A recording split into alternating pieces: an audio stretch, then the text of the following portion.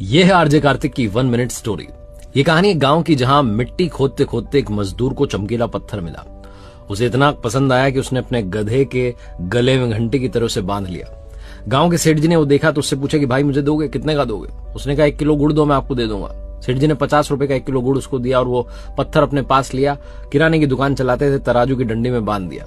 एक जौहरी वहां से निकला तो उसने देखा कि हीरा तराजू की डंडी में ऐसे ही बंधा हुआ है।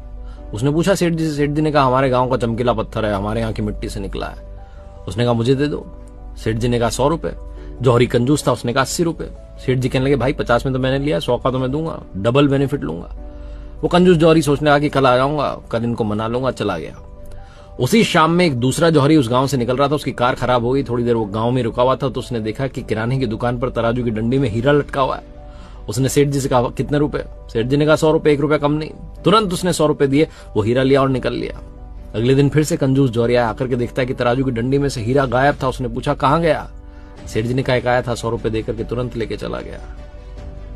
वो कंजूस जौहरी सेठ जी पर गुस्सा निकालते कहने लगा तुम्हें पता भी था वो चमकीला पत्थर नहीं था, हीरा था लाखों का। सेठ जी ने कहा मुझे तो कुछ पता नहीं था, लेकिन तुम्हें तो पता था। तुम 20 रुपए के लिए झिकझिक करते रह गए और कोई 100 रुपए देकर के सीधा निकाल ले गया। लाइफ में अपॉर्चुनिटी ठीक ऐसे ही आती है, लेकिन हम उसे टालते हैं कल पर, परसों पर, और बाद में सिर्फ पछताते रह जाते हैं।